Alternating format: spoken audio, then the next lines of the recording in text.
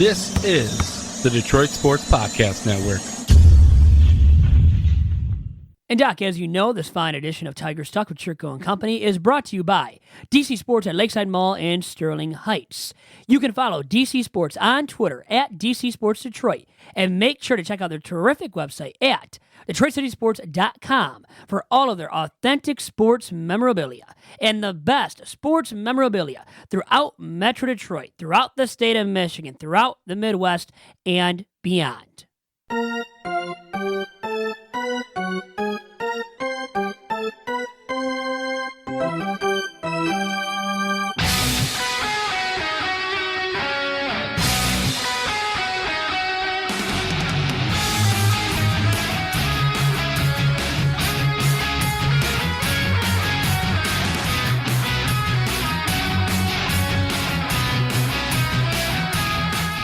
And welcome to the latest and freshest edition of Tigers Talk with Chirco and Company. I am your host, Vito Geronimo Chirco, alongside my usual sidekick and broadcast partner in fun. That is Doc from Doc and Jock, John Charles McElroon. John, how are you doing? Vito, my goodness. Obviously, when a team isn't playing well, some stories start to surface that make you go, whoa! And everybody, look, in regards to the rebuild, is kind of complaining. They're looking at it and going, man, are we getting the right pieces? Are we getting the right players? The team on the field is obviously, well under 500 at this point in time. They're not playing good. Obviously, in a lot of series, they're getting swept. Obviously, when you trade off Nick Castellanos and Shane Greene, you obviously are not going to be that great of a ball club. But last week, Vito, I want to get your reaction because Anthony Fenech, Detroit Free Press beat writer for the Detroit Tigers, he came out and wrote a story basically that's been more interesting, more fascinating than anything that's come out this entire year. And Anthony's a friend of the podcast, has come on many times.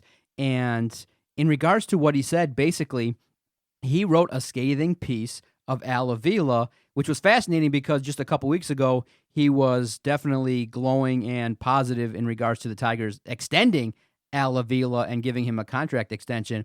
But in this article, obviously, Anthony Fenech has relationships with other general managers.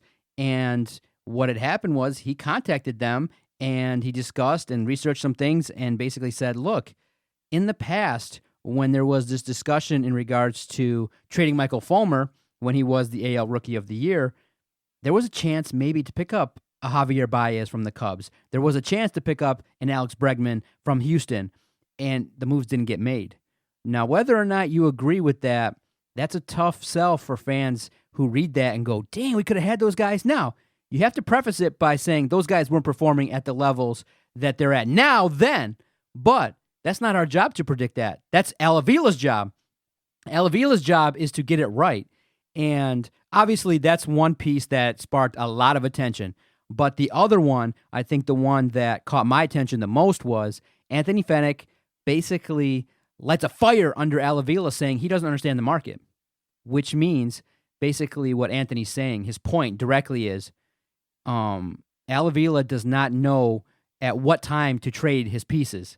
And the fact that when he's trading Shane Greene, when he's trading Nick Castellanos, at this point, he's not getting the maximum that you could have gotten maybe last year for Shane Greene. That's why people are making the argument, at no hotter point could you trade Matthew Boyd to get the best player than this year, because many people don't believe that he's going to continue to perform at this level. So in essence, what he's saying is that the Tigers are buying high and they're selling low, which is the exact opposite of what you should be doing. You should be trying to get these guys at an inexpensive rate, then flipping them for much larger returns. And so Anthony Fenech, his article surprised a lot of people, and there's really two parts to it. One, what do you make of it? And two, do you give Anthony respect for writing it? A lot of people gave him credit and saying, hey, you were brave to write it. And I say, that's his job. I don't think that, he gets all this special extra credit for exposing this. If he did the research and he got tips and he developed the sources, then he should write it. That's what journalism is. I think he should have went down this road.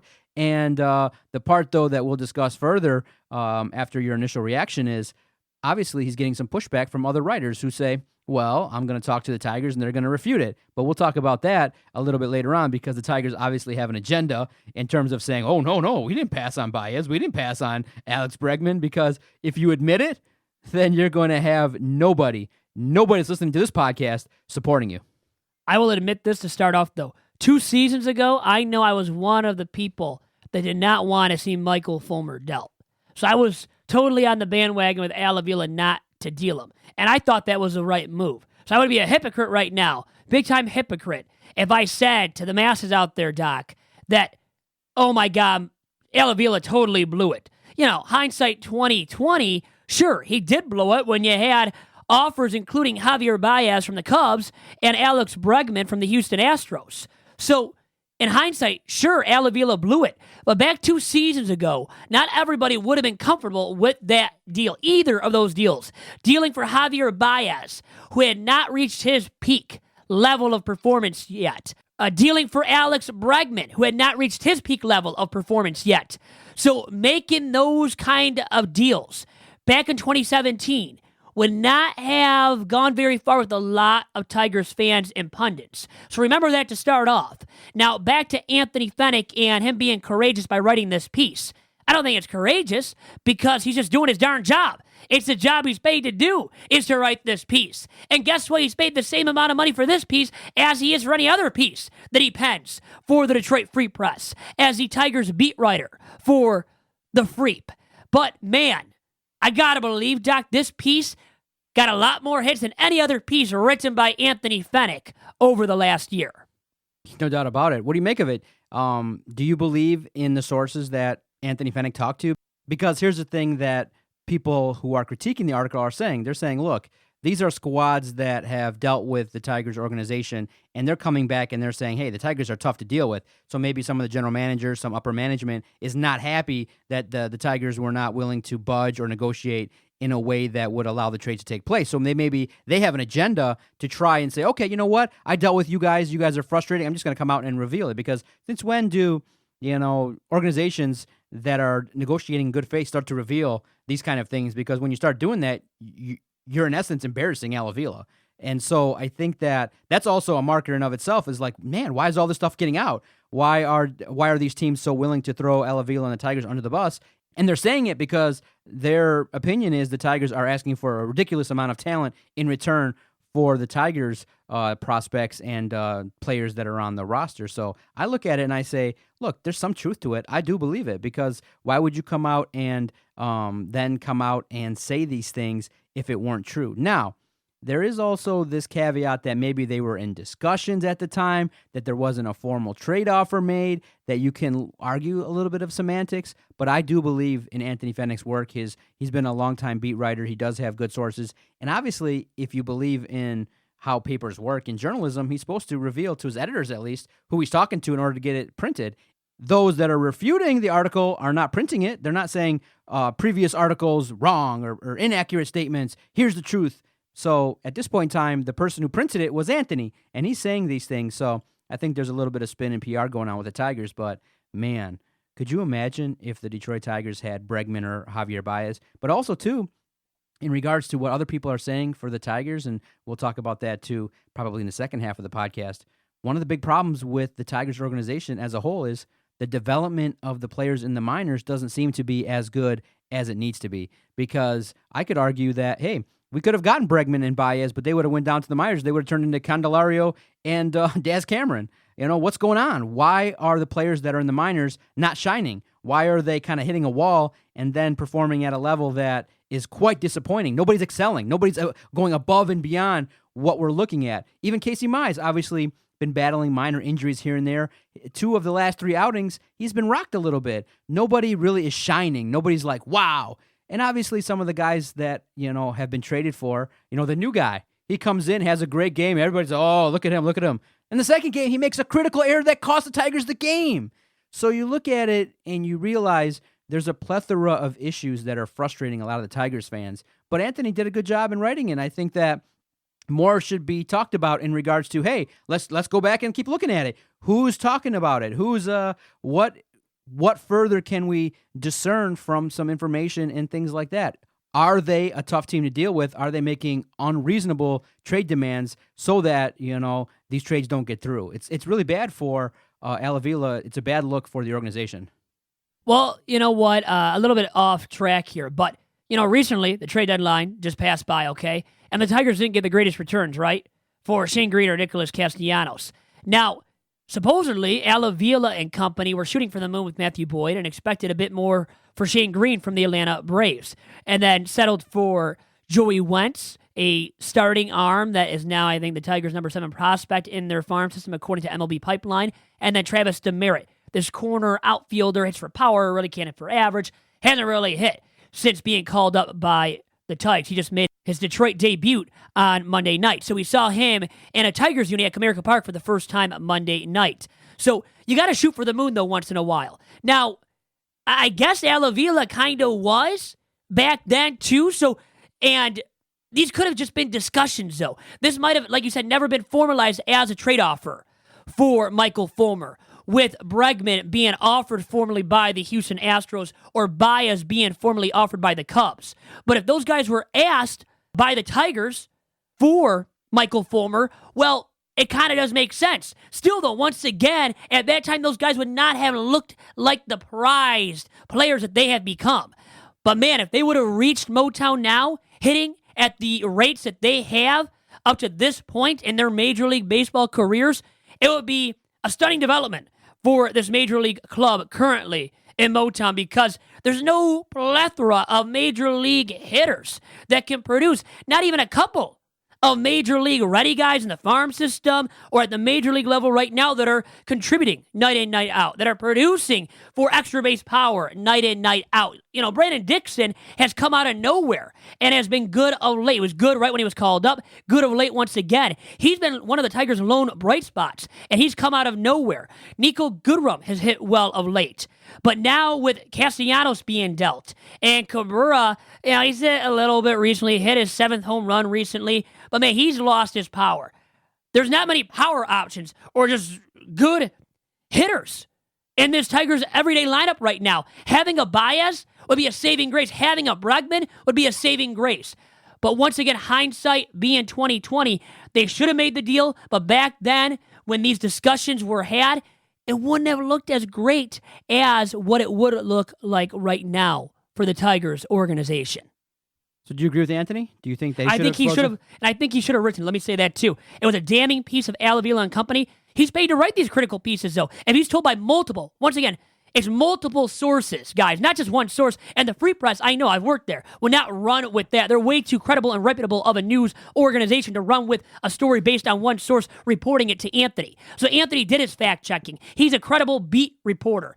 He reported, remember the Justin Verlander trade to the Houston Astros. He was a guy credited with breaking the news regarding the JV trade. So he has broken trades before. He is on the inside, getting inside scoops, delivering them now on a regular basis, including this one as part of his piece that, once again, must have done wonders for the Detroit Free Press on a digital basis. I mean, tons of clicks they must have received from this piece, and the most they've received in a very long time regarding any kind of Tigers-oriented piece. Ooh, scathing. Very scathing commentary. And again, I think it speaks to the fact that the fans are not happy with the rebuild. They're not happy with the fact that, hey, you know, by all accounts, each time Avila makes a trade, the review is kind of like, oh, okay, we got these guys. And now you see, obviously, 2 players that have been dealt are performing well. James McCann with the White Sox, now he's an all-star. Well, he left via free agency. Remember with him, he wasn't good last year. In defense of Avila, I'm not trying to defend him all day long here on this podcast, but he wasn't good last year for the Tigers. And he has slowed off a little bit. It's hard for a major league catcher who starts all the time to hit 300 for the entirety of the season. But his batting average has dipped a little bit. And he's much better than last year. He's never hit this well. He was an all-star for the White Sox. He was no all-star, though, last year for the Tigers. I think they gave up on him at a reasonable time.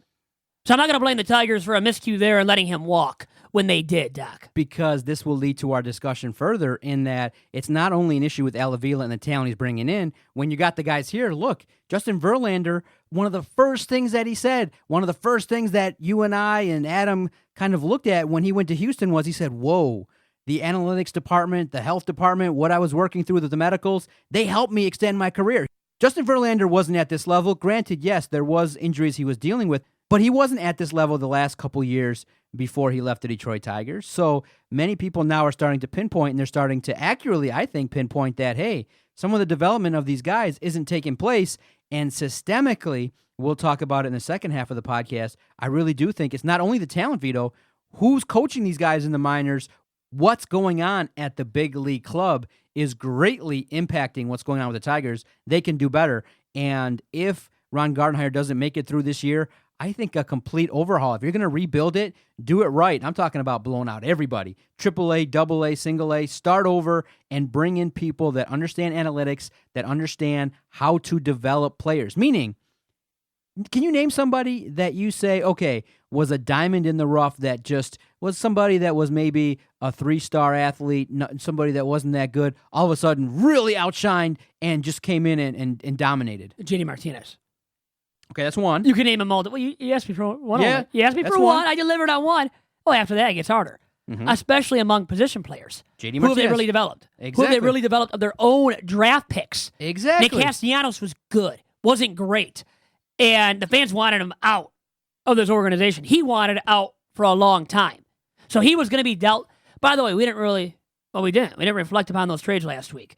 The trade deadline, or leading up to the Major League Baseball trade deadline. Boo for the most part. I think Nicholas Castellanos was dealt just to deal him. They dealt him for diddly squat. For crap, in my estimation, just because they wanted to get rid of him so bad, because he wanted out of the organization so bad, Doc. Now, on your Twitter page, at Vito Jerome, which you can follow. Vito has great knowledge regarding baseball, definitely looks at the analytics. You basically looked at the numbers of the acquired talent. What did you think, and what did you make of it? Joey Wentz from the Shane Greene deal with the Atlanta Braves might become the best player of those two hauls. And he might not even be that great. Probably a back end of the rotation arm, maybe best case scenario, middle of the rotation arm. So that's the best thing you got in those two deals for your two best trade chips outside of Matthew Boyd, who I respect Avila and company for not dealing Boyd. Because you know what? They weren't going to get the return they desired. You keep him now for next year's deadline. Deal him then. Because guess what? If he's still performing at this level, Doc, going into next year's trade deadline, they're going to get close to what they believe they deserve for Matthew Boyd. Where this trade deadline, because it was his first season performing at this high of a level, with an FIP below 4, the ERA below 4, they weren't going to get as much in return for him. They realized that, and they kept him. And he's under club control for the next 3 years on the right side of 30, under 30 right now, in the prime of his major league career, striking out batters at a premium rate. So I respect the Tigers' decision to keep Matthew Boyd, much more than you probably, or a lot of other Tigers fans and pundits alike. Ooh, good talk there, man. I love talking Tigers baseball. I love taking a critical look at things. All right, we're going to take a quick timeout, show love to another great sponsor of the network, and then we'll come back and we'll talk about it. We'll talk about how this rebuild could have been done differently, how the Tigers can get out of this, because right now they're nosediving. They're not playing well, obviously losing series after series. Even many people thought, okay, you know what? They expected to lose on Monday. You know, it's tough, game in, game out, and it's starting to look like, okay, the Tigers are going to bottom out and have a really, really long and tough couple months. But I do want to talk to you about kind of systemically. Are you starting to doubt that maybe, you know what, that Avila is the right man for the job? Could this be done better? If we had the same roster, the same talent that we started this year with different coaching, with different strategies, could this Tigers team be a little bit better? We'll talk about that right after this break. Doc, big shout out to our other sponsor of Tigers Talk, and that is the Detroit Sports Commission, putting on its 15th annual Zenith Prep Kickoff Classic, taking place August 29th through 31st at Tom Adams Field on the campus of Wayne State University. 6 matchups in total, and great, sexy matchups each and every single day. Check it all out once again, August 29th through 31st at Tom Adams Field on Wayne State University. And for more info regarding the 15th Zenith Prep Kickoff Classic, please follow the Detroit Sports Commission on Twitter at DET Sports, and make sure to check out their terrific website at DetroitSports.org.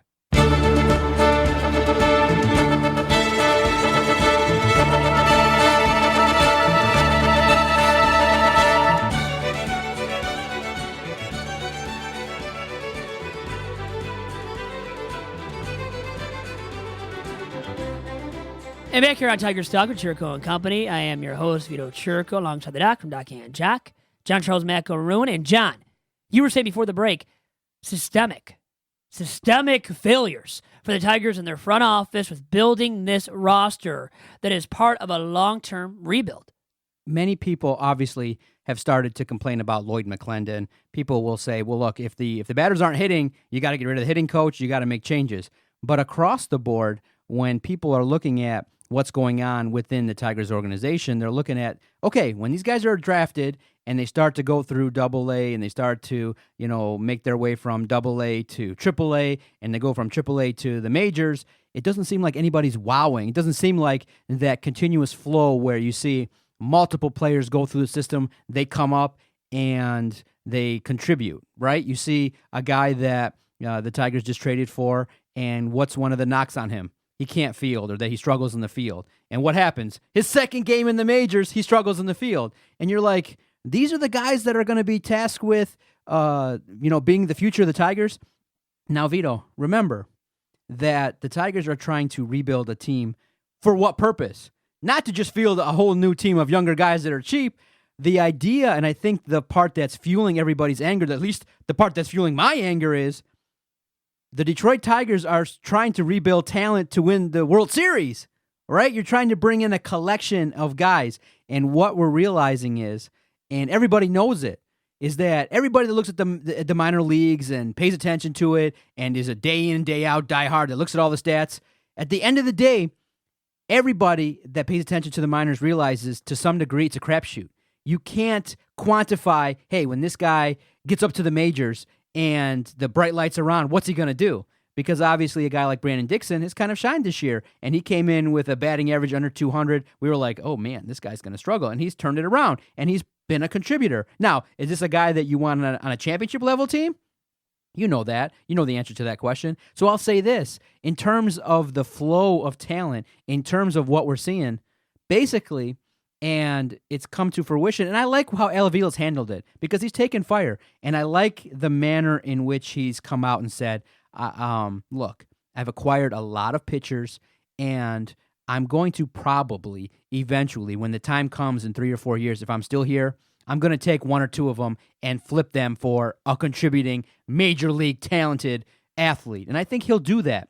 But at the same time, those guys in the minors have to raise their value so you don't just go out there and trade for a 2-star guy. You see, that's the whole point in the discussion, is that systemically, okay, Casey Mize comes in hot, and that's why I kind of jokingly made that comment, but I was kind of serious too, in that Casey Mize could fetch you somebody that's a contributor right now. But if you let him stay in the organization, let's say you bring him up in a couple years and he's a dud, now you've wasted the number 1 pick. You've wasted that value of potential that somebody else might take and, maybe bring you some talented individuals. So I'll say this. I do think across the board, in terms of that front office, who they're bringing in, what they're trading for, you have to be able to sell higher, bring in better talent. You can't go 2, 3, 4, 5 drafts and everybody's like, it kind of sucks. No big deal.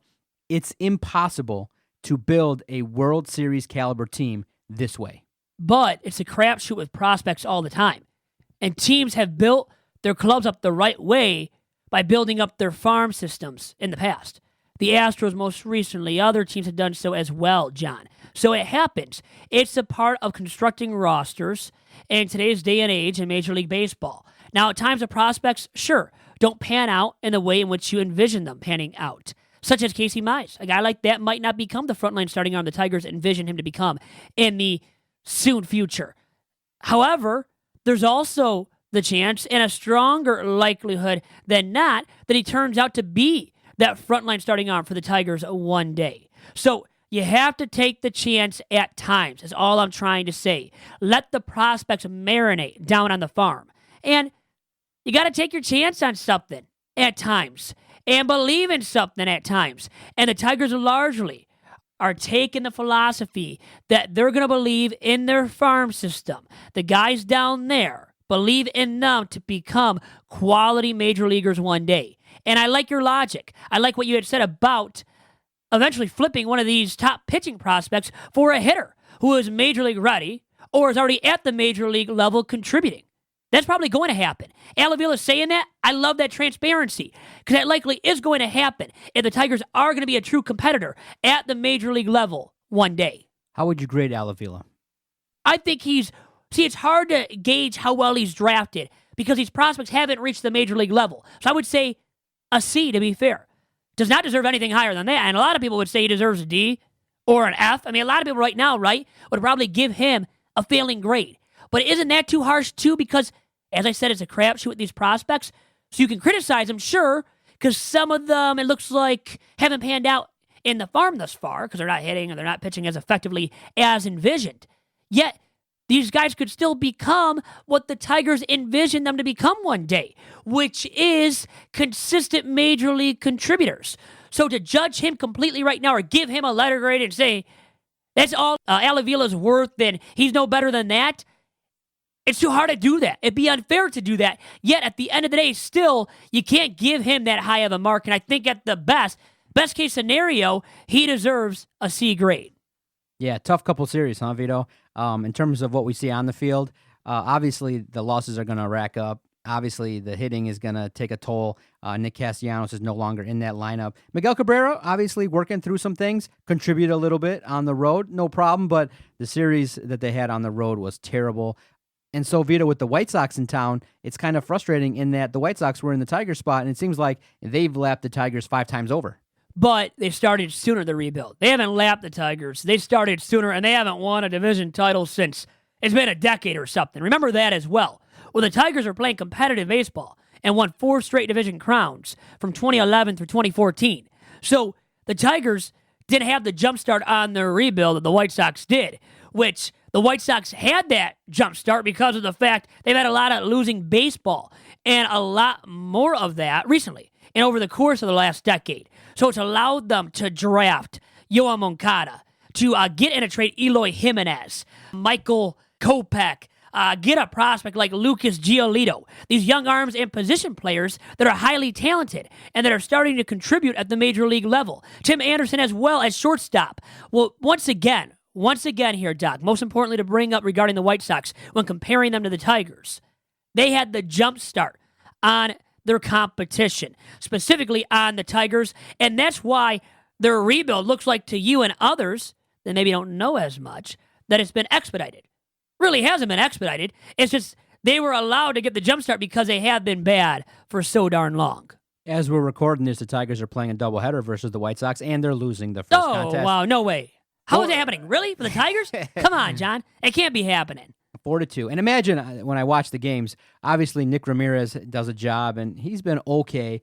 And I was so frustrated. One of the tweets that I sent out was, imagine you send out Nick Ramirez, and in a late inning game, he gives up a game-winning home run, and the game's over. And then you bring him back in the next day to do something similar. I'm just like, dude, just give us a day away from a guy that struggles and things like that. But that bullpen, I'm a guy that says, look, I know you've targeted starting pitching, but can you just bring in 5 relievers that can get guys out consistently? Can we just build a bullpen? Just say it. Just say, we are committed to building the bullpen. We are committed to not having Buck Farmer, Blaine Hardy. Buck Farmer's been good. George Farmer's been good this year, John. Come on. Don't slight him now. Okay. Bring him in all the time. Then obviously this is a guy that I would say is a candidate to be flipped. They should have flipped him at the trade deadline. Get something for him. No trade value. No garbage. Yeah, exactly. Garbage, man, to get in return for him. Look at what they got for Nick C., who was hitting of late, can hit at the major league level. They got nothing for him from the Cubs. Well, in closing, I'll say this. We don't have Trader Dave as a general manager of the Tigers. We don't. No, it's clear cut. There's Very a difference passive. there. It's a big-time downgrade. As much as I was a little bit considerate of Avila and I gave him a C, which is probably too high, right? I'm being too considerate. I think you would say that. A lot of people would say that. He's nowhere near the quality of a GM as Dave Dombrowski was for the Tigers and is for the Boston Red Sox currently. It's all about relationships, and I just don't think that across the league for general managers and executives to be talking to beat writers about what the Tigers were willing to give or not give up, that's not good in terms of the relationships that Avila has developed, because they basically, this week, Avila took it hard. And you think he's napalmed some bridges in so many words? Because that could be bad. You know, you got a point there. If that's right, his grade should be a D. Yeah. Maybe I'll just, can I revert? Can I go back and... No, I can't. I think you can downgrade. Okay. C-. Oh, yeah, that's fair. C-. So I won't go as far as going to a D. I want to give him a D. Okay. I'll give him a C-. C- I think is fair for right now, for Avila. Very good podcast, sir. Well, at least you and I can go out there a little bit more and watch the Tigers at Comerica Park. Walk around and go wherever we want in the ballpark and sit down and watch the Tigers lose. More than likely, right? Great podcast recording. Thank you to the sponsors, the Detroit Sports Commission and DC Sports at Lakeside Mall. We wouldn't be able to broadcast every single week without the support of great sponsors. Follow Vito on Twitter at Vito Jerome. Follow the network at Detroit Podcast. If you've agreed or disagreed with anything that we've said, feel free. Shoot us a message. We'll debate. We'll engage. Definitely have a baseball conversation with Vito. It's a good time. And John, thanks to you for coming out to my 4th annual Chirco and Company charity softball game. Got to leave it with that. And also, shout out to DC Sports for giving those items to the silent auction, and Detroit Sports Commission, one of my 3 co-title sponsors for the game this year, along with Health Quest Physical Therapy and Joe Randazzo's Fruit and Vegetable Market. And stay tuned to this week's Two Bad Hombres, where we break down Doc's awesome performance, MVP caliber performance in that said game. My first organized team victory in over 2 decades. It felt so good. I can't wait to recap it. Over 2 decades because he's an old man. And I play individual sports. Yeah, we know why. Adios.